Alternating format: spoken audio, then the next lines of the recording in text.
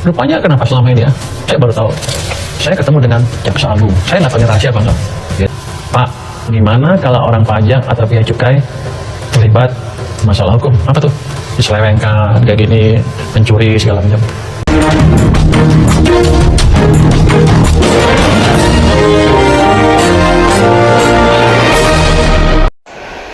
Boom, boom, boom. Akhirnya terbongkar juga. Terbongkar. Guys, ternyata selama ini Jaksa Agung itu tahu tentang kejahatan yang terjadi di bea cukai maupun pajak. Dan itu siapa yang membongkarnya? Ternyata Menteri andalan kita, Bapak Purbaya, telah membongkar semua itu. Salah hukum, selesai. Rupanya kenapa selama ini ya? Saya baru tahu. Saya ketemu dengan Jaksa Agung. Saya nggak tahu ini rahasia apa enggak. Biar aja rahasia juga. Pak Dia tanya sama saya. bongkar semuanya, Pak.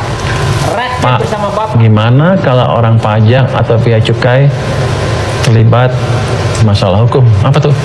Diselewengkan, kayak gini, mencuri segala macam. Boleh nggak dihukum? Saya kan bingung pertanyaan maksud Bapak apa? Boleh nggak dihukum? Ya hukum aja sesuai dengan kesalahan, kan semuanya sama. Di mata hukum kan semuanya sama. Rupanya sebelum-sebelumnya dilindungi.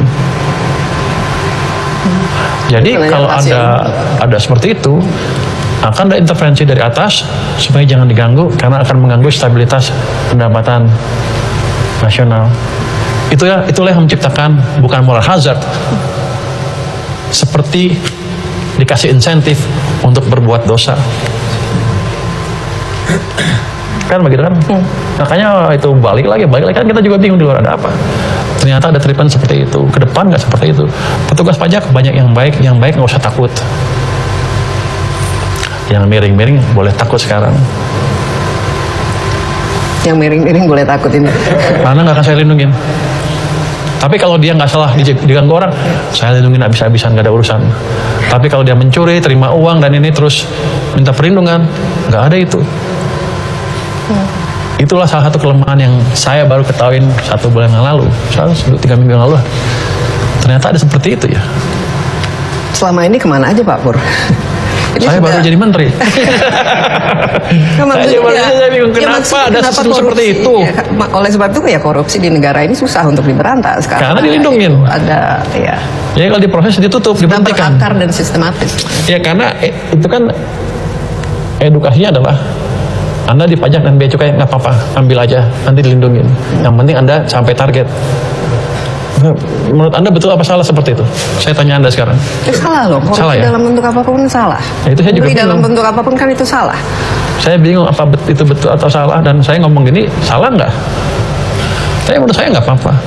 Jadi jaminannya adalah selama Anda melakukan tax collection dengan baik, tertib, dan nggak terima uang, nggak hajar sesuai dengan aturan, sabur amat, saya lindungi sampai kapanpun. Jadi Pak Pur nggak takut sama siapa-siapa ya? Enggak, kenapa mesti takut? Emang harus takut sama siapa kalau gitu? Enggak, maksudnya kan ya istilahnya ya nggak tahu lah. Jadi panas nih, gue mesti takut sama siapa? Takut sama Tuhan harus. Enggak kan, kita gini, perlambatan ekonomi yang kemarin itu ancaman yang real karena kelemahan di banyak sektor di perekonomian kita. Ini kita punya kans untuk memperbaiki. Kita memperbaiki separuh-separuh atau penuh, atau mau kita diamin aja.